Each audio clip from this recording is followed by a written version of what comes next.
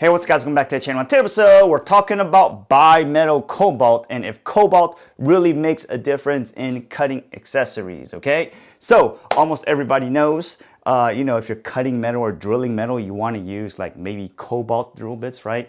To, get the best performance and, how much your performance difference does that make? Most people working with metal already know that. But today, we're going to be talking about cobalt in reciprocating saw blades. More specifically, we're going to be talking about Spyder reciprocating saw blades. So we're talking about this company right here, Spyder with S-P-Y-D-E-R, not S-P-I-D-E-R. Okay, if you don't know that Spyder company brand, it's kind of like a brand similar to like Diablo or Freud, where they make mainly cutting accessories, high performance cutting accessories, so they say. And some of their stuff has generally been pretty good. I'm going to go ahead and say this is a disclaimer: the Spyder did not send this equipment or any of these things to us. We're not sponsored or relay them anyway, so everything we're going to do here, take it as of our own opinion without any influence from that company. So without too much further ado, we're going to be talking about the Spyder Black Series reciprocating saw blades with cobalt. Okay, so we're going to find out if putting cobalt in a reciprocating saw blade makes it better or last longer than some of the other competition that's on the market so far. So stick with us.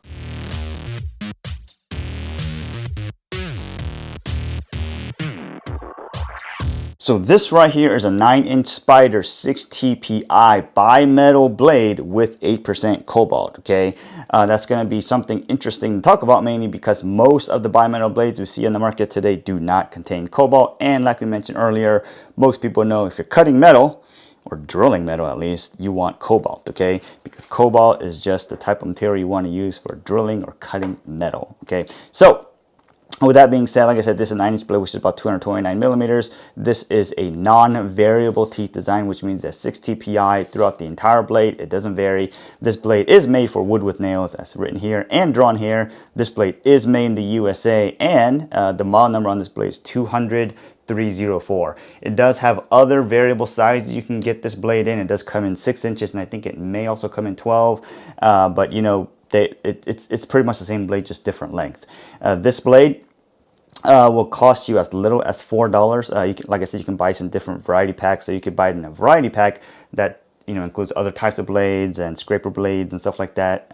Or you can buy this in like a 5-pack, which brings each blade out to about $4. Okay, so this bimetal blade with cobalt, made in the USA, will cost roughly around $4. Okay, if you look at the teeth design here, it kind of has the shark fin pattern going in here. It's not super aggressive by any means, but if you also look at the offset of the blade, it's pretty much on par or standard as you would see in other blades. Okay, if you're looking at this blade thinking the teeth profile looks a little bit similar to something we've tested so far, it's probably because the teeth profile resembles the Dewalt blade, which kind of has the same shark tooth design, and it's pretty much the same all the way across.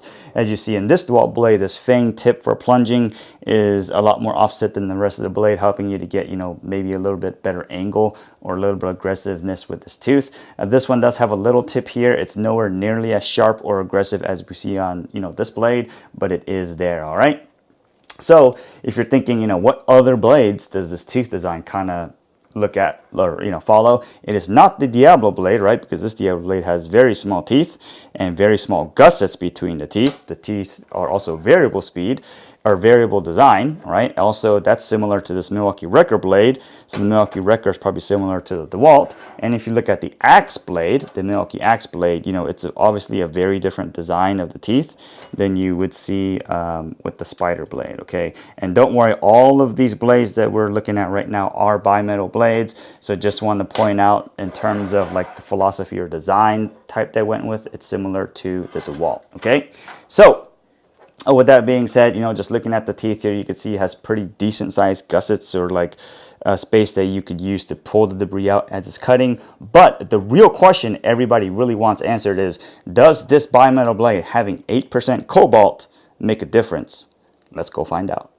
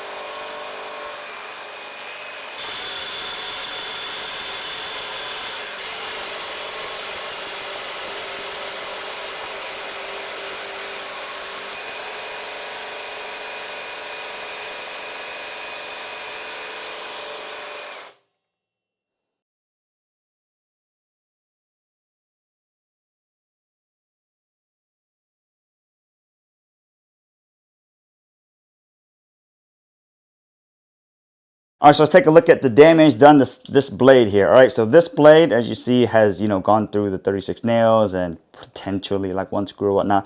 But if you look at the teeth here, most of the teeth here seem to be, you know, pretty much doled off, and it's pretty like obvious as it goes along, because if you compare it to a, you know, brand new tooth, right, that hasn't been touching anything, these edges maintain, you know, factory sharpness, whereas these edges have been completely dulled off, right? So as you can see there, the teeth right there have just rounded off, okay? So if you want to compare it to this brand new Spyder blade, if you look at it, you know, neck and neck or overlay, you can see the blade right here, or the teeth right here, they've completely rounded off, and that's why you're not really getting any type of cut with it, except just burning through whatever material is there.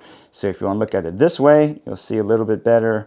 The teeth are just rounded off compared to what it should be. So, you know, hindsight, most people are gonna know, just looking at the testing, it didn't do as well. So the real question is, you know, did it do better with Cobalt, or are you just, you know, is that just a gimmick at this point?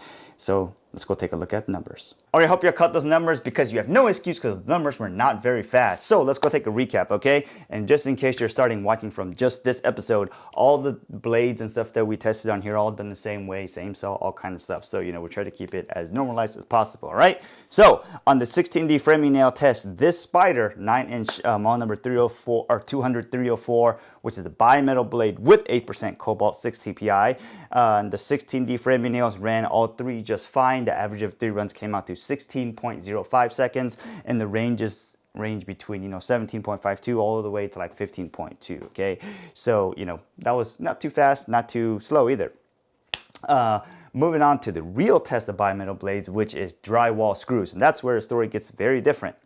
So on the first run of the drywall screw test, it failed, obviously, and, you know, what we're calling failure is you're just cutting, it's not making any progress, and it's burning up and smoke starts building up. Okay, and that becomes a very dangerous situation.